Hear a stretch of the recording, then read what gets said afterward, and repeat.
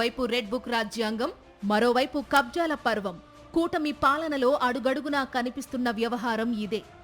ఈయన పేరు కొఠారు ప్రదీప్ చక్రవర్తి. తూర్పుగోదావరి జిల్లా నల్లజర్ల మండలం సింగరాజుపాలెం. 18 ఏళ్లు బ్రిటన్లో ఉండి తల్లిని చూసుకునేందుకు వెనక్కి వచ్చారు. గ్రామంలోని తన ఆస్తుల్ని టీడీపీ నేతలు ఆక్రమించుకున్నారని ఈయన ఆవేదన వ్యక్తం చేస్తున్నారు. దాదాపు 3 కోట్ల రూపాయల విలువైన తన భూమిని స్థానిక టీడీపీ నేతలు కబ్జా చేశారని ఈయన ఆరోపిస్తున్నారు. తన వద్ద అన్ని ఆధారాలున్నాయని, ఈసీలో కూడా భూమి తన పేరు మీద ఉన్నట్టు చూపిస్తోందని, అయినప్పటికీ తనకు అధికారులు న్యాయం చెయ్యట్లేదని అంటున్నారు. అన్యాయాన్ని ప్రశ్నిస్తే తప్పుడు కేసులు పెడుతున్నారని ఆవేదన వ్యక్తం చేస్తున్నారు.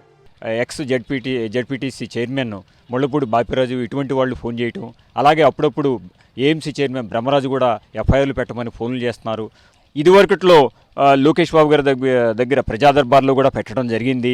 అయితే వాళ్ళు కలెక్టర్ గారికి ఫోన్ చేశారు తప్ప దాని తర్వాత ఆఖరికి సబ్ డివిజన్ కూడా జరగలేదు. మా గ్రామ తెలుగుదేశం కమిటీ అధ్యక్షుడు కొఠారు నారాయణరావు, తెలుగుదేశం ఎక్స్ జెడ్పీటీసీ కొఠారు గాంధీ, వీళ్ళు మండల్ లెవెల్ బ్రోకర్లు అంటే ఎక్స్ జెడ్పీ చైర్మన్ బాపిరాజుతో కుమ్మక్కయ్యి వీళ్ళకి ఎనమాల దన్నుగా నిలబడి ఈ భూ కబ్జాలు, ఈ భయభ్రాంతులు చేయటం సాగిస్తున్నారు. నీలాద్రిపురంలోని 10 ఎకరాల పొలంలో మొక్కజొన్న సాగు చేస్తున్నారు చక్రవర్తి.